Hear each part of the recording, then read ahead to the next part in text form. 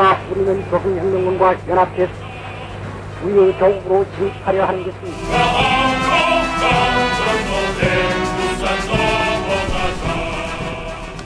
1910년대에는 일제 무단 통치로 인하여 국내에서 독립운동이 거의 사실상 불가능에 가깝자 해외로 수많은 동포들이 이주하여 본격적인 항일 무장투쟁에 대한 준비를 해나가기 시작하는데요. 이 과정에서 만들어졌던 1910년대 항일 무장투쟁의 주요 기지들은 어디에 있었는지 지금부터 살펴보도록 할 텐데요. 먼저 항일 무장투쟁 기지들이 1910년대에 건설되었던 압록강과 그리고 두만강 건너에 대한 지명에 대한 이해부터 시작을 해보도록 하겠습니다. 일단 우리나라에서 가장 큰 산이 그리고 압록강과 두만강의 원천이 되는 산이 바로 백두산이죠. 여기에 있습니다. 자, 우리나라의 가장 높은 백두산이 바로 이곳에 있는데, 자, 이 백두산 너머 요 북쪽, 오늘날 중국의 지린성, 리아오닝성에 해당되는 지역이 오늘날 만주이죠. 자, 만주라고 합니다. 한편 오늘날 러시아의 제일 남쪽에 있는 항구 도시 이름이 블라디보스톡이죠. 이 블라디보스톡을 중심으로 해가지고 이 두만강을 건너가지고 바다에 연해 있는 동네, 바다에 붙어 있는 동네를 연해주라고 합니다. 연해주, 기본적으로 바다에 붙어 있는 동네라고 하는 뜻이죠. 그리고 만주와 연해주 사이에 중간에 있는 땅 사이 간자를 써가지고 간도라고 부릅니다. 대개 백두산 북쪽 그 인근 부근을 우리는 보통 간도라고 부르게 돼 있죠. 그래서 우리의 항일 무장투쟁의 역사를 이해하기 위해서 기본적으로 우리가 알아야 될 지명, 만주, 그리고 연해주, 그리고 만주와 연해주 사이에 있었던 간도에 대한 이해를 기본적으로 하고 항일 무장투쟁에 대한 이야기를 본격적으로 시작해 보도록 할게요.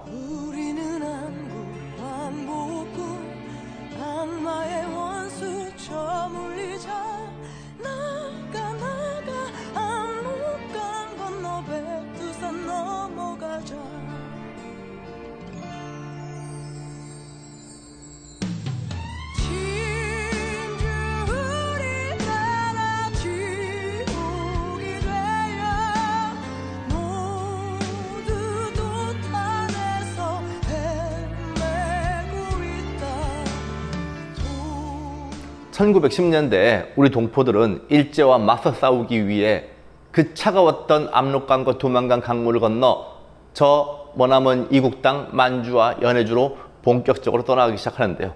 이 과정에서 만들어졌던 1910년대의 가장 대표적인 독립운동 기지로서는 가장 먼저 백두산을 중심으로 한 간도 지방의 서쪽 지방에 존재했다고 해서 서간도, 압록강의 북쪽 지방에 해당됩니다. 서간도. 그리고 백두산을 기준으로 해서 간도 전체 중에서도 북쪽에 위치하고 있다고 해서 북간도. 한편 블라디보스톡을 중심으로 해가지고 이미 1890년대부터 조선인들의 어떤 마을이 형성되기 시작했던 연해주,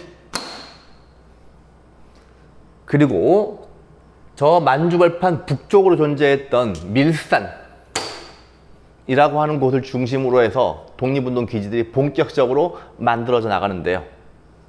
간도의 서쪽 지방인 서간도, 그리고 간도의 북쪽 지방인 북간도, 그리고 블라디보스톡을 중심으로 했던 연해주, 그리고 저 북만주에 있었던 밀산을 중심으로 해서 각각 독립운동이 어떻게 준비되어 나갔는지 살펴보도록 하겠습니다. 가장 먼저 서간도 지역에 대해서 알아보도록 할게요.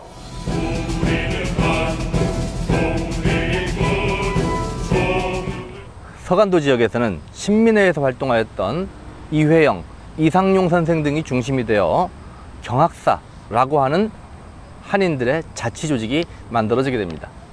이 경학사는 시간이 지나면서 부민단이라고 하는 보다 더 큰 자치조직으로 확대 개편되어 나가는데요. 이 부민단에서는 독립군 양성의 필요성을 느껴 서로 군정서라고 하는 독립군 부대를 독자적으로 만들어서 운영하기도 했습니다. 한편 이곳 서간도에서는 신흥무관학교라고 하는 우리 항일 독립운동 사상 최대 규모의 독립군 양성학교가 만들어지기도 하는데요. 이것은 민족교육을 담당하는 기관이었을 뿐만 아니라 군사교육을 담당함으로써 대대적인 독립군 양성학교로서 자리매김하였던 것이죠. 이곳 서간도 지역의 독립운동기지는 이회영, 이시영 등의 6형제가 가지고 있었던 전 재산을 처분하고 그 재산을 가지고 만들어졌다라고 해도 과언이 아닐 정도인데요. 당시 그들 형제가 처분했던 재산의 총액이 오늘날 화폐 가치로 약 600억 원 이상이었다고 알려져 있습니다. 자신의 모든 사회적인 그리고 경제적인 지위를 포기하고 그것을 독립운동에 쏟을 수 있었던 것, 그것이야말로 진정한 노블리스 오블리제의 실천이었다라고 할 수 있는 부분이라고 하겠죠.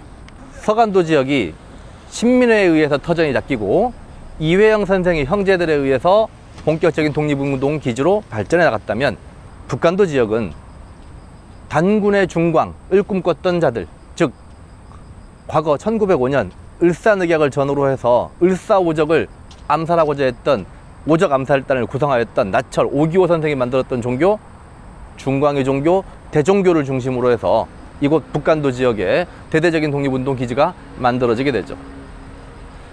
용정촌, 명동촌과 같은 마을들을 중심으로 대규모 한인마을이 본격적으로 조성돼 나가게 되는데요. 이 과정에서 간민회라고 하는 자치기구가 등장하여 한인들 전체 행정적인 자치를 본격적으로 운영해 나가기도 합니다. 또한 이 지역에서는 민족교육기관으로서 서전서숙 그리고 명동학교와 같은 그러한 민족교육기관이 만들어져서 수많은 조선의 젊은이들의 자신들의 정체성을 잊지 않고 그다음에 조선인으로서 살아갈 수 있는 그런 긍지와 자신감 등을 지속적으로 키워나가기도 합니다.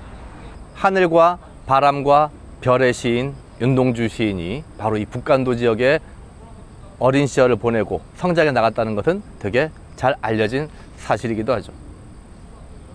한편 간민회를 중심으로 한 이곳 북간도 지역의 대종교인들은 중광단이라고 하는 항일 무장단체를 만들었는데요. 이 중광단이 시간이 지남에 따라서 보다 더 강력한 독립군 부대로 확대 개편된 것이 바로 북로군정서입니다. 이 북로군정서를 이끌었던 사람은 바로 서일, 김좌진과 같은 분들이었었는데, 향후에 우리 항일 독립운동 사상 가장 최대 규모의 생전이었던 청산리 전투를 주도했던 독립군 부대가 바로 이 중광단이 발전했던 북로군정서였죠. 그리고 연해주 지역을 중심으로 한 항일 무장독립운동 기지 준비는 어떻게 됐을까요? 러시아 한인사회를 대표하는 한인 거주지이며 연해주 지역 독립운동의 총본산이었던 곳이 바로 이곳 블라디보스톡 신안촌입니다. 권업회 등의 연해주 지역을 대표하는 독립운동 단체들이 대부분 이곳에 자리 잡았는데요. 무려 1만여 명의 한인들이 이곳 신안촌에 모여 살기도 했을 정도로 연해주 지역 한인들의 보금자리였습니다. 1911년 블라디보스톡 지역의 한인들은 뒤로 보이는 곳에 권업회라는 독립운동 단체를 만들었습니다. 권업회란 이를 권장한다는 의미로 연해주 지역의 한인들이 제대로 된 직업을 갖고 삶의 기반을 갖춰나가는 것이 독립운동의 출발점이라고 생각하였습니다. 독립운동의 방법으로 무장투쟁을 중요시 여겼던 권업회에서는 1914년에 이르면 대한광복군 정부라는 일제강점기에 최초로 등장한 임시정부를 출범시키기에 이르게 됩니다.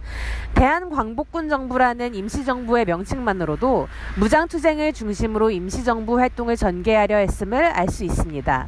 1914년 1차 세계대전이 일어나자 일본과 우호적인 관계였던 러시아는 대한광복군 정부를 탄압하며 활동을 중지시킨 바 있습니다. 하지만 1917년 10월 러시아 혁명의 발발은 침체되었던 연해주 지역의 독립운동에도 활기를 불어넣었는데요. 바로 이곳 연해주 우스리스크의 전로 한족회 중앙총회, 즉 러시아에 거주하는 한인들을 대표하는 조직이 만들어진 것입니다. 전로 한족회 중앙총회는 러시아 한인들의 최고 자치기관이자 대표적인 항일 독립운동 단체였습니다. 그리고 이후 1919년 대한국민의회로 확대 개편됩니다. 이 대한국민의회가 나중에 상하이에 통합임시정부가 성립될 당시에 연해주를 대표했던 임시정부였습니다. 이곳 하바롭스크에서는 한국인 민족주의자들과 러시아에 기여한 한인사회주의자들이 모여 1918년 한인사회당을 조직하고 위원장에 이동휘를 선출합니다. 한인사회당은 한인 최초의 사회주의 정당으로서 당시 러시아 공산당 극동인민위원회 외무위원을 역임하고 있었던 최초의 한인사회주의자인 김 알렉산드라의 적극적인 후원하에 탄생하게 되었습니다. 한인 최초의 사회주의자인 김 알렉산드라의 집무실이 있던 하바롭스크 시내의 한 건물입니다. 1917년에서 1918년까지 하바롭스크 볼세비키 위원회 사무국원이자 소비에트 외무위원으로 활동하였던 김 알렉산드라는 1918년 한인 최초의 사회주의 정당인 한인사회당 조직에 큰 기여를 하였지만 1918년 러시아 내전 당시 우익이었던 백파에 의해 살해되며 생을 마감하였습니다. 마지막으로 북만주 지역에 있었던 밀산 지역에 대해서 알아보도록 합니다.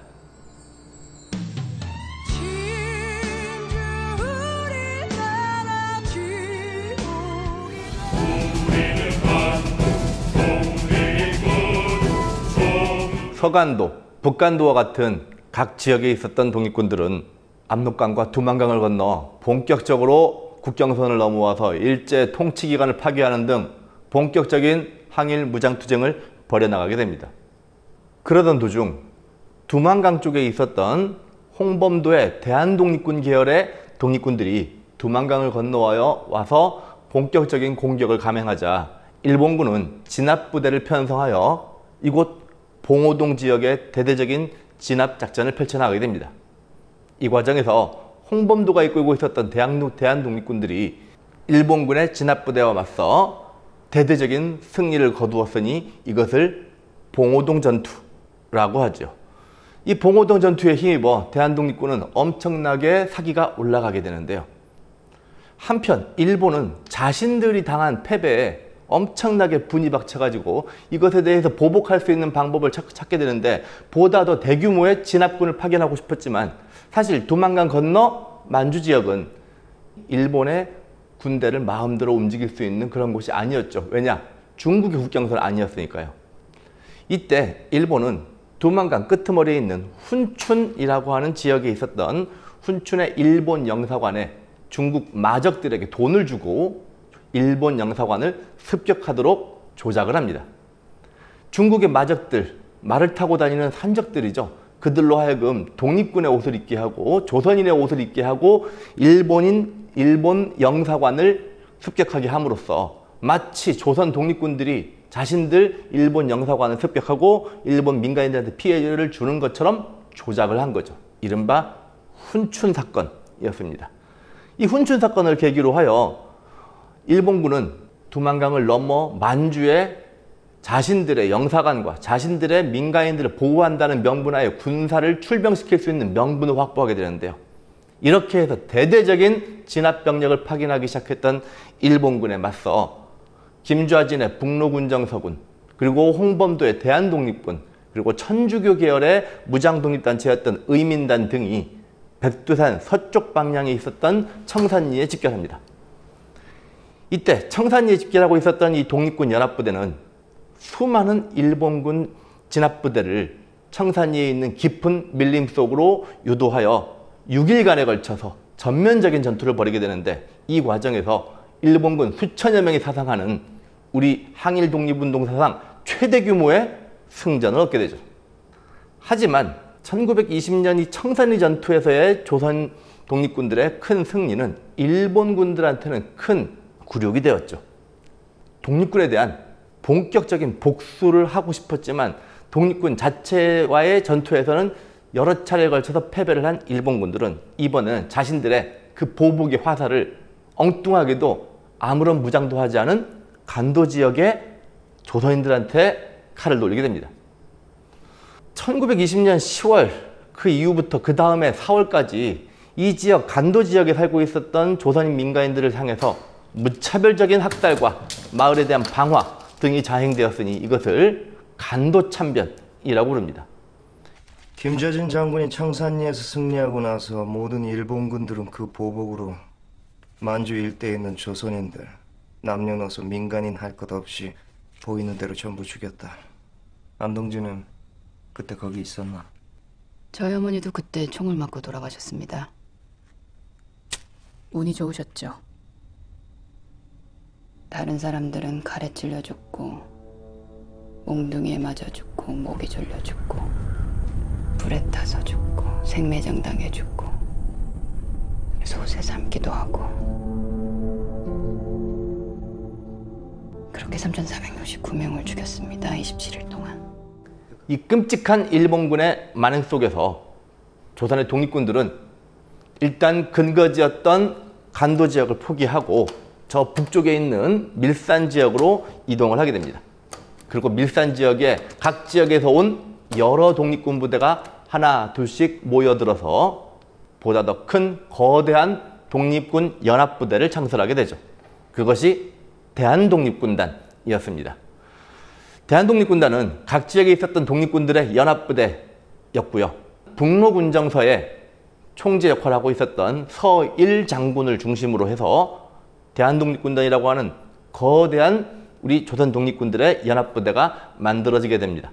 이때 대한독립군들은 보다 더 전열을 가다듬고 보다 더 장기적인 일본군과의 항전을 준비하기 위하여 저 북쪽 러시아 땅 자유시로 가서 본격적인 전열을 가다듬기 위한 준비를 하기 시작합니다. 북만주 밀산에 집결하여 결성이 된 대한독립군단은 저 북쪽 러시아의 자유시로 이동하기 시작합니다. 상당히 멀리 갔죠.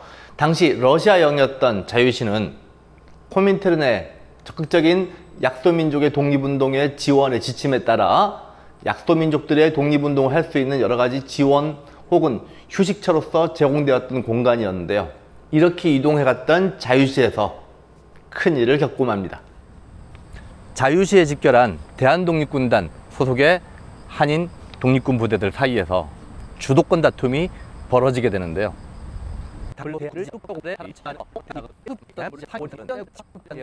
이 과정에서 양측 사이에 전투가 벌어지고 말았는데요.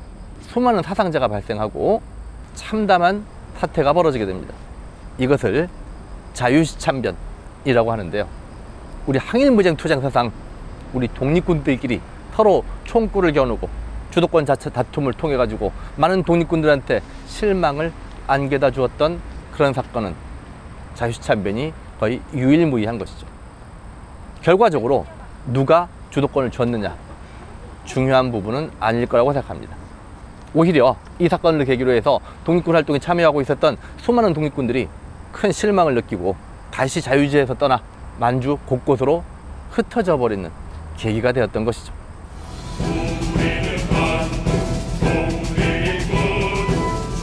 한편 자유시 참변 이후 만주로 다시 돌아오게 된 우리의 항일 독립운동 단체들은 만주 곳곳에 흩어져서 각자 자신들이 활동할 수 있는 새로운 움직임들을 준비해 나가게 됩니다. 하지만 각각의 분산된 역량으로서는 항일 무장 독립 운동을 본격적으로 전개할 수가 없었겠죠.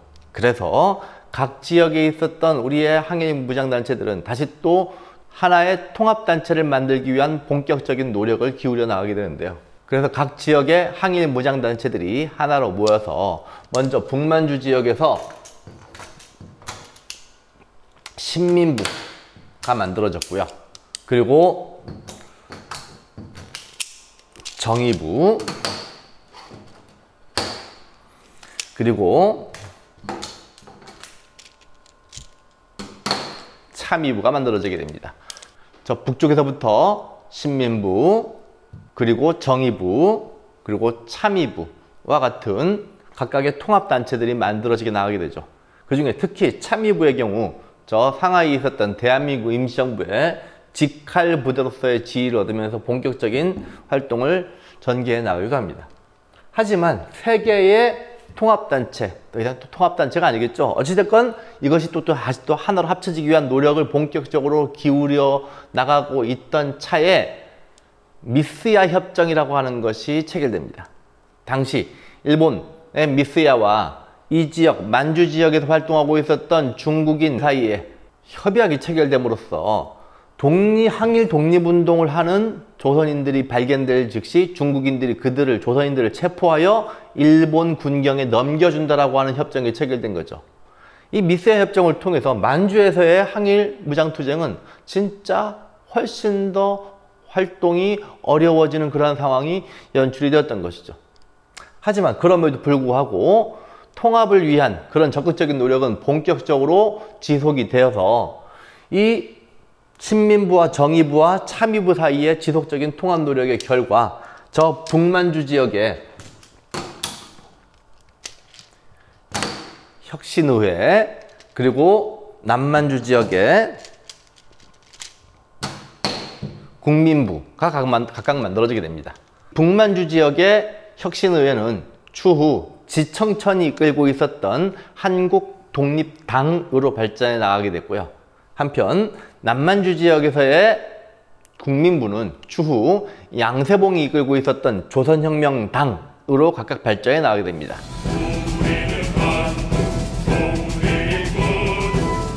그래서 1930년대 이후에 한국독립당과 조선혁명당을 중심으로 해서 이 지역에 있었던 중국인들과 조선인들이 같이 힘을 합치는 이른바 한중연합작전이 본격적으로 펼쳐져 나가게 되는데, 이때 한중연합작전을 본격적으로 펼쳐나가기 위하여 한국독립당은 한국독립당 산하의 군부대 조직인 한국독립군, 그리고 조선혁명당은 조선혁명당 산하의 조선혁명군이라고 하는 군 조직을 본격적으로 만들어 나가게 됩니다.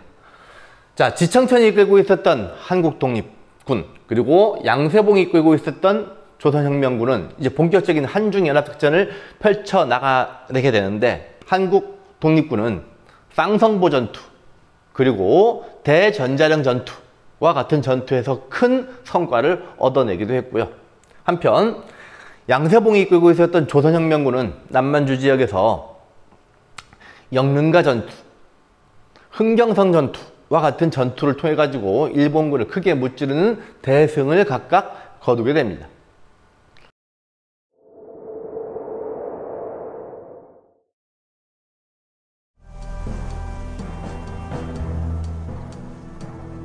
전화 9시 방향.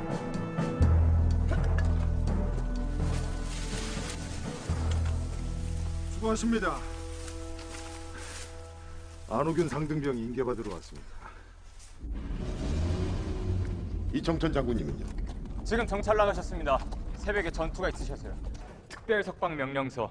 금인 안호균 상등병은 대한민국 임시정부 경무국으로 전출을 명한다. 1930년대에 이러한 한중연합작전이 펼쳐지는 가운데 만주에서는 공산주의자들의 독자적인 독립군 활동도 존재했었는데요. 이때 만주 지역의 중국 공산주의자들과 조선인 공산주의자들 사이에 만들어진 연합부대 이름이 동북인민혁명군이었습니다. 이 동북인민혁명군은 추후 동북항일연군, 동북지방, 중국의 동북지방이죠. 그리고 항일, 일제에 저항을 하는 연군, 연합군이라는 이름으로 동북항일연군이라는 이름으로 본격적으로 활동하게 나가게 되는데, 이때 동북항일연군 내에서 조선인 조직이었던 조국광복회라고 하는 조직이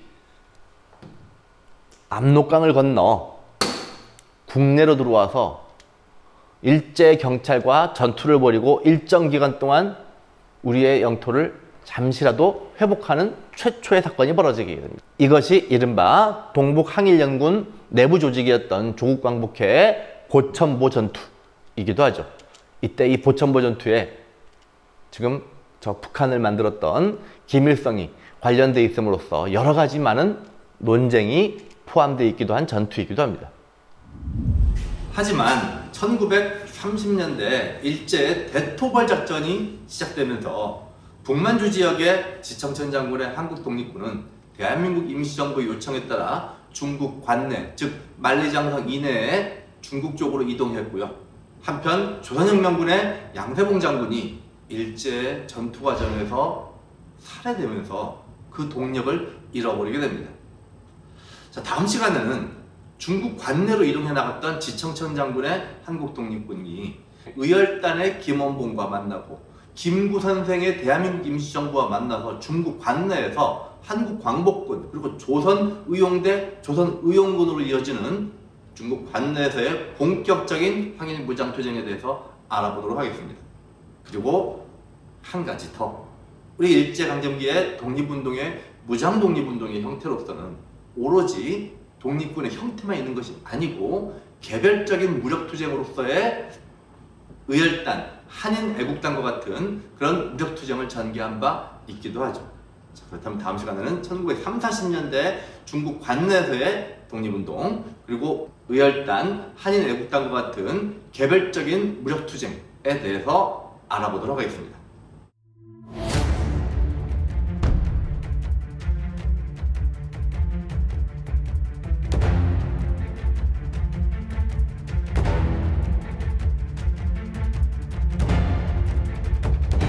해석이 아니라 체험을 줘도 역사를 바꿀 수 있는 겁니다.